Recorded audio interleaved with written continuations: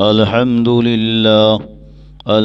لله نحمده ونستعينه ونستغفره ونؤمن به ونتوكل عليه ونعوذ بالله من شرور أنفسنا ومن سيئات أعمالنا من يهده الله فلا مضل له ومن يضلله فلا هادي له وأشهد أن لا إله إلا الله وحده لا شريك له وأشهد أن سيدنا ومولانا محمدا عبده ورسوله صلى الله تعالى عليه وسلم قال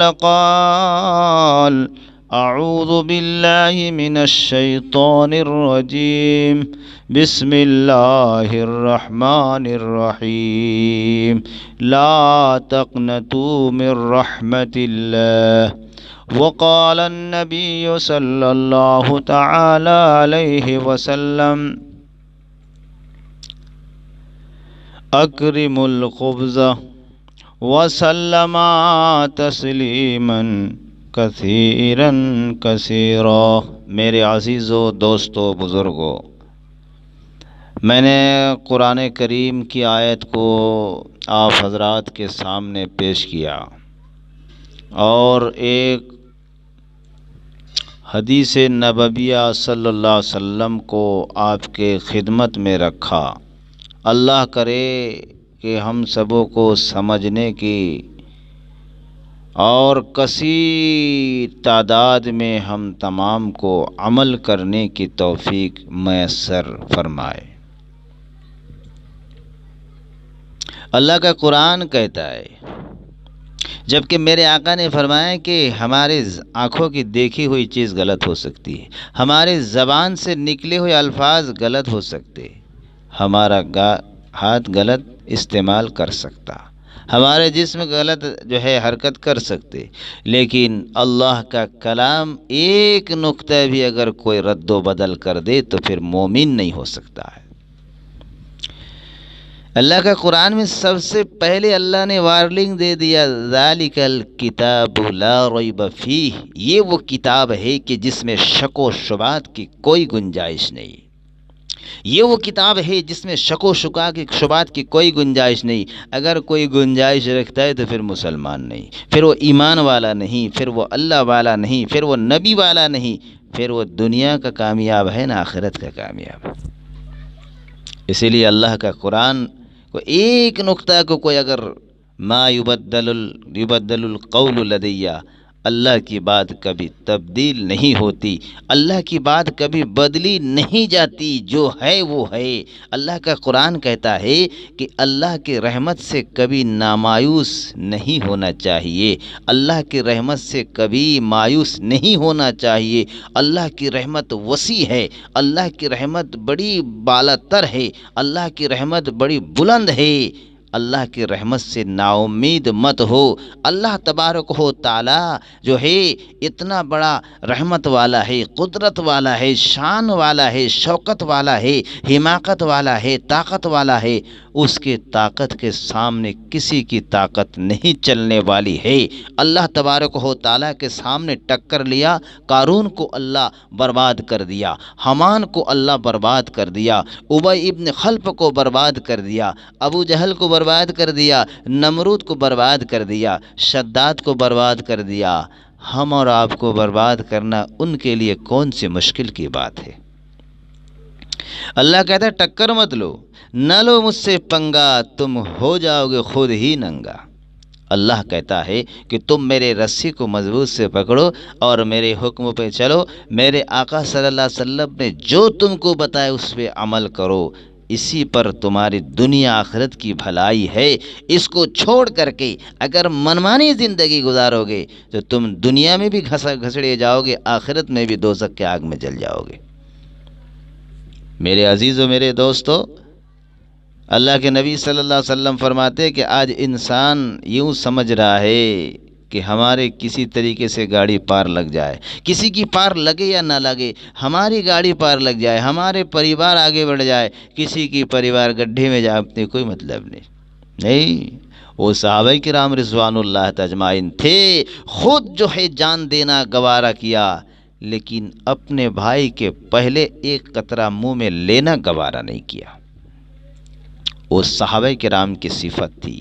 میرے آقا نے تو یوں فرمایا کہ میرے بھائی کو 7 بار مبارکباد، میرے بھائی کو 7 بار مبارکباد، میرے بھائی کو 7 بار مبارکباد۔ صحابہ کرام رضوان اللہ اجمعین بیٹھے ہوئے تھے، کہنے لگے یا رسول اللہ، یا حبیب اللہ، آپ جو ہے کہہ رہے ہیں کہ میرے بھائی کو 7 بار مبارکباد، 7 بار مبارکباد، کس کو کہہ رہے ہیں؟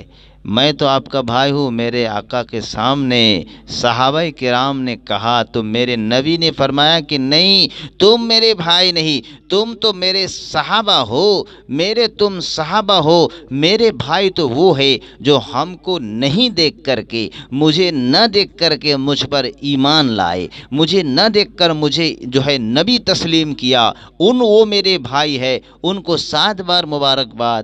اے صحابیو، تم کو 1 بار مبارکباد۔ میرے نبی صحابہ کو 1 بار مبارکباد دینے کے باوجود بھی خود جان دینا گوارا کیا، لیکن اپنے بھائی کے پہلے منہ میں 1 قطرہ لینا گوارا نہیں کیا۔ وہ صحابہ کرام کیسے تھے؟ کتنا بڑا مقام ہے میرے نبی کے بھائی کون؟ امت محمدیہ صلی اللہ علیہ وسلم کا کتنا بڑا مقام ہے، لیکن آج ہم مقام کو دکان کر رکھے، آج ہم نے مقام کو بھلا دیا، بلکہ دکان کو ہم نے سمجھ رکھا۔ ہمارے عظمت کو ہم بھول بیٹھے، ہماری شان کو ہم بھول بیٹھے۔ اللہ نے ہمارا کتنا بڑا مقام رکھا، کتنا بڑا رتبہ رکھا، لیکن آج ہم اللہ کے حکم سے نبی اکرم صلی اللہ علیہ وسلم کے طریقوں کو ہم جو ہے ہلدی مسالہ کے جیسے پیس رہے ہیں اور ان کے طریقوں کا جنازہ نکال رہے ہیں۔ میرے آقا صلی اللہ علیہ وسلم نے فرمایا کہ کسی شاعر نے خوب کہا کہ کرو مہربانی تم اہل زمیں پر، خدا ہوگا مہرباں عرش بری پر۔ اللہ فرماتا ہے کہ میرے مخلوق پر تم مدد کرو، میرے مخلوق کے ساتھ تم صلہ رحمی سے پیش آؤ، تم یہاں مدد کرو گے ہم وہاں مدد کریں گے، جہاں تمہارا کوئی مدد کرنے والا نہ ہوگا میں وہاں پر تمہاری مدد کروں گا۔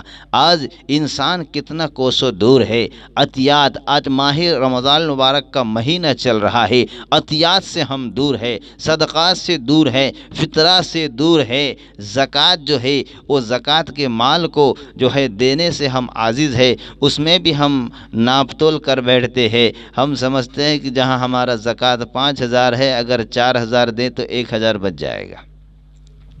میرے آقا صلی اللہ علیہ وسلم نے فرمایا 1 قطرہ جو تمہارے اوپر زکوٰۃ فرض ہو چکی تھی اور تم نے وہ زکوٰۃ کے مال کو یتیموں تک، غریبوں تک، مسکینوں تک تم نے تقسیم نہ کیا، وہی تھوڑی سی مال تمہارا پورے مال کو خراب کر سکتی ہے۔ 1 پوکا ہوگا تو چاول بستے کو خراب کرنے کے لیے کافی ہے۔ 1 پیسہ بھی اگر ہمارا زکوٰۃ کا بچ جائے گا اور ہم نے ان کو غریبوں تک نہ پہنچایا، ہمارا وہی 1 پیسہ کی وجہ سے سارا پیسہ بیکار ہو سکتا ہے۔ اب اس کی مثال بزرگان دین مثال دے کر فرماتے ہیں کہ جیسے کہ یوں مثال سمجھ لیجئے پورے بریانی کا جو بھگونا ہے، 1 قطرہ اگر کراشن اگر 1 قطرہ اس میں ڈال دیتے ہیں تو پورے بریانی خراب کر دیتا ہے۔ ایسے ہی 1 قطرہ اگر ہمارے اوپر زکوٰۃ فرض ہے، اگر ہم نے ادا نہیں کیا تو اس کے نقصان کیا ہے؟ اس مال میں اللہ مصیبت ڈال دے گا، پریشانی ڈال دے گا، ایسے دھکا کو اللہ تبارک و تعالی ڈال دے گا جو خراب کے وجہ سے اچھے مال بھی نکل جائیں گے۔ اس لیے مال کو پاک صاف کرنے کے لیے میرے آقا نے بتایا ہے کہ یہ اس کی گندگی ہے، جب وہ دے دیتے ہیں تو اس کا مال پاک ہو جاتا ہے، ان کا مال صاف ہو جاتا ہے۔ اسی لیے چاہیے کہ وہ گندگی ادا کر دینا چاہیے۔ یہ مال کو پاک کرتا ہے، مال کو بڑھاتا ہے، مال کو اضافہ کرتا ہے، مال کو چمکاتا ہے، وہ مال اللہ کے یہاں پر قابل قبول ہوتی ہے۔ جیسے صدقہ ہے، فطرہ ہے، جو ماہ رمضان المبارک کا مہینہ چل رہا ہے، ہر انسان جیسے ہمارے پشچم مدناپور مغربی بنگال 65 روپیہ کا جو ہے فطرہ طے ہوا ہے۔ یہ فطرہ ہمیں چاہیے کہ جلد سے جلد غریبوں تک پہنچا دے، تاکہ وہ بھی اپنا کپڑے کا انتظام کر سکے، وہ اپنے کھانے پینے کا انتظام کر سکے۔ ایسے وقتوں میں نہ دے کہ ان کی ضرورت میں کام نہ آئے۔ دعا تو اس وقت ملتی ہے کہ جب اس کو ضرورت پر مل جاتی ہے، ضرورت کا وقت گزرنے کے بعد وہ دعا صحیح جو ہے نہیں برلاتی، صحیح رنگ نہیں لاتی۔ جتنا کہ ان کے وقت پر دینے پر، کسی نے پانی مانگا دوپہر میں لیکن پانی مل رہا ہے شام میں، تو میرے عزیز و دوستو پانی تو مل جا رہا ہے، لیکن وہ بات وہ رنگ نہیں لاتی جو وقت پر ہوتی ہے۔ اسی لیے میرے عزیزو، میرے دوستو، بزرگوں، ہمیں چاہیے کہ پہلے سے پہلے، وقت کے پہلے ضرورت کو ان کے پورے کر دے۔ جو یتیم ہے، جو غریب ہے، جو مسکین ہے، ان کو ادا کر دے۔ میرے آقا صلی اللہ علیہ وسلم کی ایک حدیث سنا کر میں آپ سے رخصت ہونا چاہ رہا ہوں۔ میرے عزیزو، میرے دوستو، میرے آقا صلی اللہ علیہ وسلم عید الفطر کی نماز پڑھنے عیدگاہ جا رہے ہیں۔ ایک بچے کو دیکھتے کیا ہے، راستہ کے سائٹ میں لیٹا ہوا ہے، گڑ رہا ہے، زمین میں الٹ پلٹ ہو رہا ہے، اور وہ جو ہے ادھر سے گندگی جو ہے کر رہا ہے، ادھر سے کپڑا گندا کر رہا ہے، اپنے جسم کو گندا کر رہا ہے۔ میرے آقا نے فرمایا، اے بچے، اے میرے بیٹے، تم کیوں آج جو ہے غم منا رہے ہو؟ کیوں آج تم ستم منا رہے ہو؟ کیوں تم آج رو رہے ہو؟ جبکہ اللہ نے کہا کہ خوشیوں کا دن ہے، تہوار کا دن ہے۔ عید اور بقرعید جو ہے، یہ اسلام کے اندر 2 تہوار کو اللہ نے مقرر کیا ہے، خوشیوں کو اظہار کرنے کو اللہ نے حکم دیا ہے۔ آج خوشی کے دن کیوں غم منا رہے ہیں؟ بچے نے کہا، اگر میرے باپ ہوتے تو مجھے بھی نیا کپڑے لا کر دیتے، میرے ماں ہوتی تو مجھے بھی نہلا دیتی، مجھے بھی کپڑے پہنا دیتی، مجھے بھی صابن لگا دیتی، اور میں بھی خوشی خوشی عید الفطر کی نماز ادا کرنے جاتا۔ تو میرے آقا صلی اللہ علیہ وسلم کے آنکھوں میں آنسو جاری ہو گئے۔ میرے آقا نے اس بچے کو کندھے میں اٹھائے اور عیدگاہ جانے کے بجائے گھر کو لوٹ کر آئے۔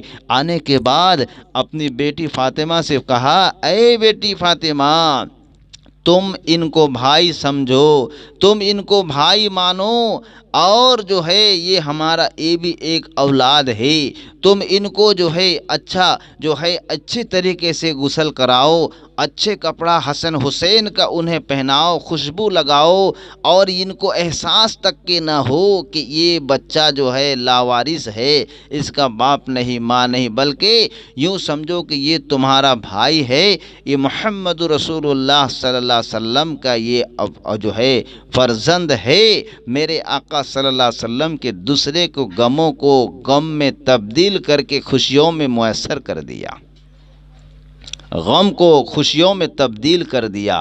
وہ اخلاق، اسی لیے میرے آقا صلی اللہ علیہ وسلم کے اخلاق کا مثال دنیا میں کسی میں نہیں مل سکتا۔ میرے عزیزو، میرے دوستو، اللہ تبارک و تعالیٰ سے دعا کریں گے، انشاءاللہ آئندہ ویڈیو جو ہے آپ کے سامنے لے کر آؤں گا۔ عید الفطر، ابھی میں آپ تمام کو یہ کہنا چاہ رہا ہوں کہ عید الفطر کا جو دن قریب ہو رہا ہے، اب آنے والا ہے۔ میں ابھی جو کہہ رہا ہوں میرے عزیز و دوستو، یہ رمضان المبارک کے 23-24 رمضان کو جو آپ کے سامنے جو بات میں بتانے جا رہا ہوں، آئندہ ویڈیو انشاءاللہ تعالی عید الفطر کیا ہے، عید الفطر میں کیا کرنا چاہیے، وہ آپ کے سامنے لے کر میں حاضر ہوں گا۔ میرے عزیز و دوستو، بزرگوں، اللہ تبارک و تعالی سے دعا ہے، قوی امید ہے کہ اللہ ہمیں بھی آپ کو بھی تمام سننے والوں، تمام شیئر کرنے والوں کو ہدایت سے، عمل سے اللہ مالا مال فرمائے۔ میں نے قرآن کریم کی آیت کو آپ کے سامنے پیش کیا، لا تقنطوا من رحمت اللہ، اللہ کی رحمت سے نا امید نہیں ہونا چاہیے، مایوس نہیں ہونا چاہیے۔